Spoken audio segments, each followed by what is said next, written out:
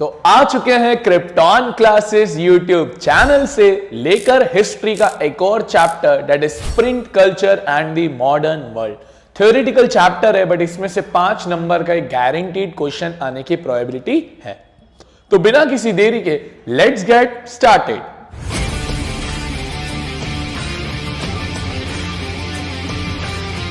यार print culture बात करता है प्रिंट रिलेटेड थिंग्स की कि पहले प्रिंट कहाँ इमर्जेंस हुआ, कैसे मशीन्स आई, किस तरीके से पहले हैंड प्रिंटिंग चलती थी, उस हैंड प्रिंटिंग से फिर आप मशीन प्रिंटिंग पे कैसे आए, मशीन प्रिंटिंग से फिर आज आप देखते हो कि अलग अलग टेक्नोलॉजी चल जाती है।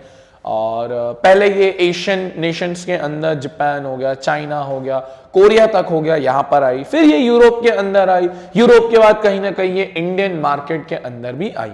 चैप्टर बड़ा इंटरेस्टिंग है, चैप्टर बड़ा इंपॉर्टेंट है, तो समझते हैं इसको क्या कहना चाह रहा है ये। सबसे पहली चीज, सबसे पहले जो प्रिंट इमर्ज हुआ था वो हुआ था चाइना और जापान एंड कोरिया। ये कुछ बेसिक कंट्रीज थी जहां पर ये सबसे पहले इमर्जेंस हुआ था प्रिंट का। यहां पर चलती थी हैंड प्रिंटिंग। अच्छा आपको बता दूं, हैंड प्रिंटिंग के अंदर एक जो सबसे खूबसूरत चीज चलती थी वो थी कैलीग्राफी, जिसको आर्ट ऑफ कैलीग्राफी बोलते थे। बड़े खूबसूरत तरीके से जो लेटर्स और अल्फाबेट्स की प्लेसमेंट होती थी वो एक बड़ी अलग होती थी और वो एक आर्ट होता था जिसको करना एक अपने आप में बड़ी चीज मानी जाती थी। तो देखो, from AD books in China were printed by rubbing paper, also invented, ink surface से बनाते थे, वुडन ब्लॉक से बनती थी और जैसे मैंने बोला कि बहुत अच्छी डुप्लीकेट कर सकते थे with remarkable accuracy, the beauty of calligraphy. Calligraphy की जो ब्यूटी होती थी वो सबसे बेहतरीन इसके अंदर आप देखो तो वो होती थी। फिर अगर देखें अब चाइना के अंदर जब प्रिंट आया तो चाइना के अंदर प्रिंट आने की मेन वजह थी वहां पर होने वाली सिविल सर्विसेज की एग्जाम्स, जो बेसिकली ब्यूरोक्रेटिक सिस्टम के लिए होती है। पुलिस कमिश्नर्स हो गए, पुलिस वगैरह जो गवर्नमेंट की होती है, तो वहां पर पेपर्स लगते थे। तो चाइना के अंदर प्रिंटिंग का सबसे ज्यादा फायदा उसी दौरान हुआ था। तो आप अगर देखें, the imperial state in China was the major producer of the printing. देखो जैसे मैंने बोला ह्यूज ब्यूरोक्रेटिक सिस्टम, यानी ये गवर्नमेंट एग्जाम्स वाला, जैसे सिविल सर्विसेज एग्जाम्स हो गए, इनके लिए टेक्स्ट बुक प्रिंट करी जाती थी। बहुत बड़ा नंबर था इनके अंदर, बहुत बड़ा अंदर था। Reading increasingly became a leisure activity. Fictional narrative, poetry, autobiography, anthologists women began publishing their poetry and plays. तो जब प्रिंटिंग सिविल सर्विसेज से उठकर कहीं ना कहीं प्रिंटिंग आगे मूव करी तो वो भी एक बहुत बड़ी चीज थी। यहां पर चाइना में एक रीजन था जिसको शंघाई बोलते हैं, आज का मॉडर्न शंघाई, मॉडर्न टाउन है। वहां पर सबसे ज्यादा प्रिंटिंग और सबसे ज्यादा जो अर्बनाइजेशन बोलते हैं, सिटी कल्चर बोलते हैं, वो शंघाई के अंदर ही है। तो अगर हम शंघाई को आगे देखें, Shanghai became the new hub of print culture. सबसे जो इंपॉर्टेंट था वो शंघाई बना था और यहां से जो प्रिंटिंग थी, जो हैंड प्रिंटिंग थी, वो हैंड प्रिंटिंग कहीं ना कहीं शिफ्ट हो गई मैकेनिकल प्रिंटिंग या मशीन मेड प्रिंटिंग के अंदर। तो अभी हमने देखा कि चाइना के अंदर किस तरीके से चीजें चलती थी। फिर जो प्रिंट है वो जापान के अंदर आता है। जापान का कैपिटल आज है टोक्यो, पहले उसको बोला जाता था एडो। क्या बोलते थे? एडो, EDO। तो जापान के अंदर भी कहीं ना कहीं प्रिंट जो आया वो देखो। और चाइना और जापान दोनों ही आसपास के देश है, तो ज्यादा दूर है नहीं, पैसिफिक ओशन के आजू बाजू देश है। Buddhist missionaries from China introduce the hand printing technology. कौन सी technology sir? Hand printing. The oldest Japanese book, जो सबसे ओल्डेस्ट बुक थी वो थी बुद्धिस्ट डायमंड सूत्र। MCQ का क्वेश्चन आ सकता है कि सबसे ओल्डेस्ट बुक बताओ, तो वो थी बुद्धिस्ट डायमंड सूत्र।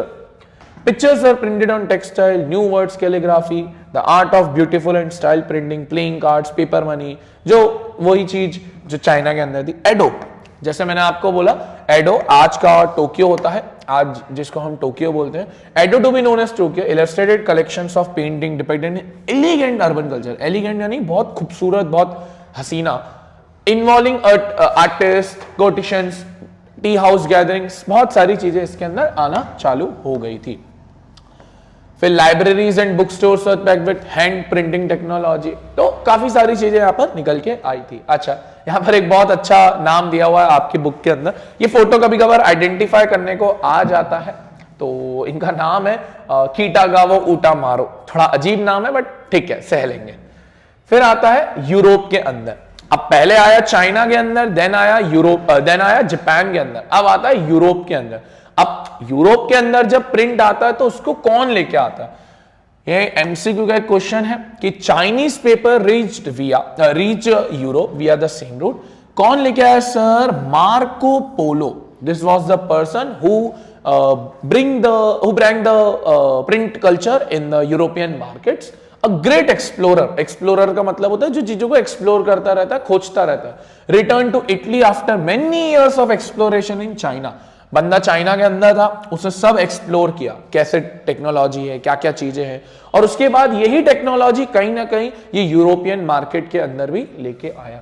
Now Italians began producing with wooden blocks and soon the technology spread to other parts of Europe. अच्छा, अब जो लग्जरी एडिशंस थे, लग्जरी मतलब थोड़े से जो शाही होते हैं, उनको प्रिंट किया जाता था वेलम के ऊपर, एक्सपेंसिव वेलम। सर वेलम क्या होता है? वेलम एक ऐसा तरह का मटेरियल होता है जो यूजुअली एनिमल स्किन से बनाया जाता है, फ्रोजन, जिसको फ्रोज करना पड़ता है, ठंडा रखना पड़ता है। तो एक्सपेंसिव एनिमल जो मीट होता है उससे ये बनाया जाता था और उसके ऊपर प्रिंटिंग करी जाती थी। तो जो लग्जरी था वो वेलम के ऊपर प्रिंट किया जाता था। जैसे जैसे डिमांड बढ़ना चालू हुई, book sellers all over the Europe began exporting books to many different nations. अब जैसे जैसे डिमांड बढ़ी तो वैसे वैसे जो एक्सपोर्टर्स थे वो धीरे धीरे हर देश के अंदर एक्सपोर्ट करने लगे, बुक फेयर्स लगाने लगे, लाइब्रेरीज लगाने लगे। तो काफी सारी चीजें यूरोपियन मार्केट के अंदर होना चालू हो गई। फिर अगर आप देखो तो production of hand written manuscript could not satisfy, copy was expensive. जो कॉपी करने का दौर था, डुप्लीकेट करने का दौर था, वो बहुत महंगा था। तो वहां पर आपको एक नई टेक्नोलॉजी चाहिए थी। हैंड प्रिंटिंग से ज्यादा काम हो नहीं रहा था, महंगा पड़ रहा था, टाइम लगता था, एक्यूरेसी बहुत अच्छी मानते थे, बट टाइम की मेन प्रॉब्लम थी। तो देखो, the breakdown occurred at the Strasbourg Germany. Breakthrough कब आया? ब्रेक थ्रू मतलब कब इन चीजों से हम उठे? जब जॉन गुटनबर्ग ने एक प्रेस बनाई, first printing press in 1430s। सबसे पहली प्रिंटिंग प्रेस जॉन गुटनबर्ग ने बनाई, जिसकी वजह से प्रिंट की टेक्नोलॉजी को एक अलग पैमान मिला। फिर देखो, Gutenberg and the printing press, ये है हमारे गुटनबर्ग जी जिन्होंने प्रिंटिंग प्रेस बनाई थी। Gutenberg was a son of merchant. भाई एक मर्चेंट के बेटे थे, and grew up on a large agriculture estate. From his childhood he had seen wine and olive presses. ये प्रिंटिंग प्रेसेस होती है तो उन्होंने बचपन से ही इसके ऊपर देखा। The olive press provided the model of printing press. Molds were used for casting metals type of letters. तो ये पूरी टेक्नोलॉजी बता रहा है कि किस तरीके से वो प्रिंटिंग चलती थी। फिर अगर हम देखें, Gutenberg adapted existing technology to design his innovation. By 1448 इन्होंने पहली बुक जो प्रिंट करी वो थी बाइबल। जैसे हिंदुस्तान में हिंदुओं में जैसे गीता है, मुसलमानों में कुरान शरीफ है, फिर सिख कल्चर के अंदर गुरु ग्रंथ साहब है, वैसे ही क्रिश्चियंस के अंदर बाइबल चलती है। About 180 copies were printed and it took 3 years। भाई सोचो 180 किताबें बनने के लिए 3 साल लग गए, तो कितना लंबा टाइम लग जाता है। Printed books first closely resembled as the written manuscripts. अभी इतना अच्छा बनाते थे, इतना प्रिंटिंग अच्छी करते थे कि जो प्रिंट होके बुक आ रही है वो हाथ से लिखी हुई तरह की ही सेम दिख रही है, ज्यादा कुछ फर्क दिख नहीं रहा। In the 100 year between this printing press was set up in most parts of the Europe। अब देखो 20 million copies were flooding in the markets, और उसके बाद ये 200 मिलियन तक पहुंच गया था। तो काफी बड़ा आंकड़ा यूरोप के अंदर आ गया था। अब ये एक इंपॉर्टेंट टॉपिक है जिससे क्वेश्चन बहुत आता है, the print revolution and it's impact. देखो, प्रिंट रिवॉल्यूशन सबसे बड़ा जो आया था वो आया था फ्रेंच रिवॉल्यूशन के अंदर। फ्रेंच रिवॉल्यूशन जब आपने 9th के अंदर पढ़ा था तब वहां पर बहुत सारी एस्टेट्स थी, 3 एस्टेट थी, क्लर्जी, नोबैलिटी, कॉमन पीपल। वहां पर क्लर्जी और जो नोबैलिटी थी उनको बहुत सारे प्रिविलेजेस मिले हुए थे। तो फिर कुछ सर्टेन फिलोसोफर्स आए, जॉन लॉके आया, जीन जैक रॉसो आए, मॉन्टेस्क्यू आए, जिन्होंने अपनी बुक्स के अंदर ये बताया किस तरीके से राजा गलत कर रहा है, मोनार्की गलत है। और लोगों ने जब वो पढ़ी तो लोगों को समझ आया कि हाँ यार, हमारे साथ तो अन्याय हो रहा है, हमारे साथ तो गलतियां हो रही है, तो कहीं ना कहीं हमें उस चीज को सॉल्व करने की जरूरत है। तो प्रिंट की वजह से, बुक्स की वजह से कहीं ना कहीं यूरोपियन मार्केट और यूरोपियन लोगों के अंदर ये समझ आई, वो रैशनल बने, वो क्रिटिकल बने कि यार, लिबरल बने कि हम राजा की ये जो मनमानी है ना, ये सहेंगे नहीं। तो देखो जरा, printing reduce the cost of books, the time and labour required each became came down. Common people lived in the world of oral culture. Oral culture का मतलब है यार, बहुत लोग पढ़े लिखे नहीं थे तो वो पढ़ नहीं सकते थे, तो वो लोग क्या करते थे, किसी दूसरे ने बुक पढ़ी तो वो उनको सुनाएगा, सुन सुन के समझ लेंगे, बातों बातों में बुक पढ़ लेंगे। They heard sacred texts out, ballads recited, folk tales narrated, ये सब करना चालू कर दिया। Books could be read only by literate, सिर्फ पढ़े लिखे पढ़ सकते थे, और रेट ऑफ लिटरेसी ज्यादा अच्छी थी नहीं, तो इसलिए ओरल कल्चर को ज्यादा पॉपुलर किया गया। Folk tales, such books there were then sung and recited at the gatherings in villages and taverns in town। taverns का मतलब होता है जहां पर लोग मिलते हैं, ड्रिंक व्रिंक करते हैं, तो उनको taverns बोला जाता है, उस एरियाज को taverns बोला जाता है। वहां पर जब आते थे तो बुक्स की बात होती थी, कल्चर की बात होती थी, लैंग्वेज की बात होती थी, तो ये वो बता रहा है। फिर आया रिलीजियस डिबेट, ये बहुत इंपॉर्टेंट है, एग्जाम में काफी बार आया हुआ है, क्योंकि बहुत ऐसे रिलीजियस ऑथर्स थे जिन्होंने अपनी बुक के थ्रू चर्च हो गया, कल्चर हो गया, रिलीजन हो गया, उनको क्रिटिसाइज किया, उनकी अवहेलना करी, उनकी बुराई करी। तो देखो, it was feared that if there was no control over what was printed and then the rebellions and irreligious thoughts might spread। अगर कंट्रोल नहीं किया गया रिलीजियस चीजों के ऊपर कि क्या प्रिंट हो रहा है, तो कहीं ना कहीं भूकंप आएगा, इररिलीजियस चीजें होना चालू हो जाएगी। और ऐसा हुआ जब एक रिफॉर्मर मार्टिन लूथर, ये बहुत इंपॉर्टेंट है, इन्होंने लिखा 95 थीसिस, इन्होंने क्रिटिसाइज किया, अवहेलना करी, बुराई करी, किसकी? Practices and rituals of Roman Catholic church. जो चर्च था उसकी जो प्रैक्टिसेस थी उनको बोलते थे गलत है, आप इन पे विश्वास ना करो। और Wittenberg and the church Luther said, ये एक लाइन है, printing is the ultimate gift of God and the greatest one. जो प्रिंटिंग है वो सबसे बड़ी गिफ्ट है भगवान की। फिर एक और था जो मिलर थे, जिनका नाम था मेनेच्यो, अ मिलर इन इटली, इन्होंने भी यही किया और ये बाइबल का इंटरप्रेट करते थे मैसेज। बट खैर, क्योंकि इन्होंने रिलीजियस ऑर्गेनाइजेशंस पे हमला किया, बाइबल पे हमला किया, तो इनको उठा लिया गया और इनको फाइनली एग्जीक्यूट कर दिया गया। देखो, formulated a view of God and the creation of the Roman Catholic. जब रोमन कैथोलिक चर्च ने इनका इंक्विजिशन किया, मतलब इनके बारे में जांच पड़ताल करी, to repress heretical ideas, Menocchio was hauled up twice, पकड़ा गया 2 बार, एंड अल्टीमेटली एग्जीक्यूटेड। अल्टीमेट इसको मार ही दिया, एग्जीक्यूट ही कर दिया।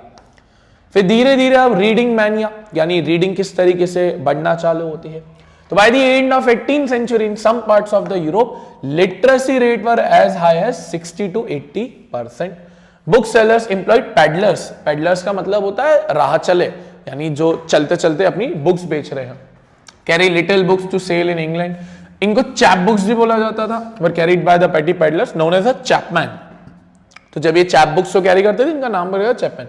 In France there were Bilothoque Blue, which were low price small books printed on poor quality paper, क्योंकि उस समय इतना पैसा भी नहीं होता था, तो गंदे पेपर पे भी काम बन जाता था। अब देखो, जैसे मैंने बोला, Thomas Paine, Voltaire, John Locke, Jean Jacques Rousseau, बहुत सारे ऐसे लोग आए जिन्होंने कहीं ना कहीं फ्रेंच रिवॉल्यूशन और रशियन रिवॉल्यूशन में, कार्ल मार्क्स, ऐसे बड़े बड़े लोग आए जिन्होंने कहीं ना कहीं चीजों को अच्छा किया, मोनार्की को गलत बताया, लोगों को सोचने की शक्ति दी कि हाँ देखो भाई ये गलत है। तो देखो, व्हेन साइंटिस्ट, अब साइंटिस्ट कम्युनिटी में आया आइजैक न्यूटन, न्यूटन बाबा की जय।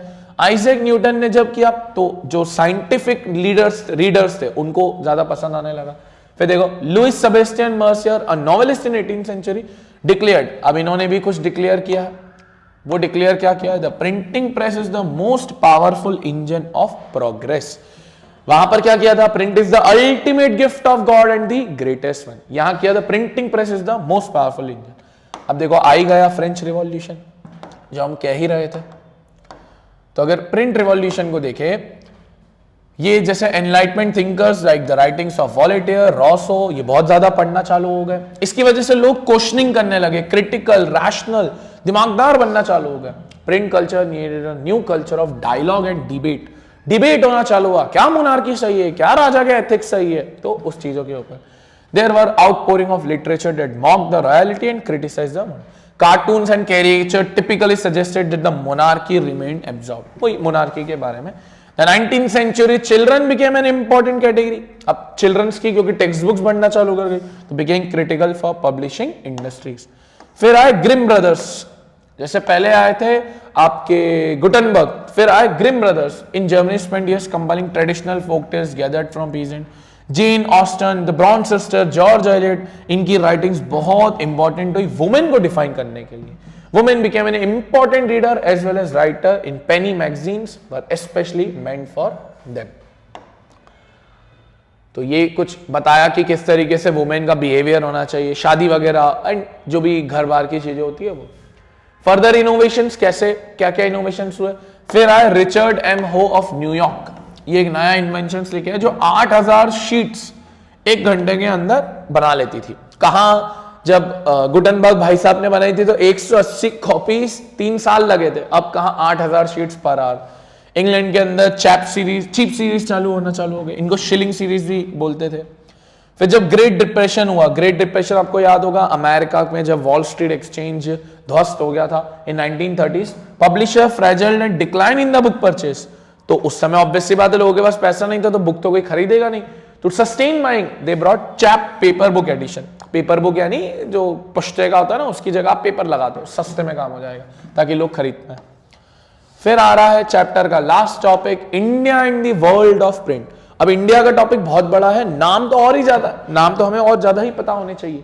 मेनली तो क्वेश्चन फ्रेंच रिवॉल्यूशन वगैरह से आता है, बट इंडिया को हमें नजरअंदाज नहीं करना है। India had a variety of rich and old tradition of written manuscripts. कौन सी लैंग्वेज में? Sanskrit, Arabic, Persian as well as various vernacular languages. Vernacular मतलब कि उस रीजन के अंदर जो लैंग्वेज चल रही है उसी भाषा के अंदर अगर वो बुक बन रही है। Manuscripts however highly expensive and fragile, महंगी भी बहुत थी और नाजुक भी, फ्रेगाइल यानी बहुत नाजुक। The printing press first came to Goa with Portuguese missionaries in the mid 16th century. By 1674 about 50 books were printed in Konkani and Kannada language. ये लैंग्वेज के बारे में।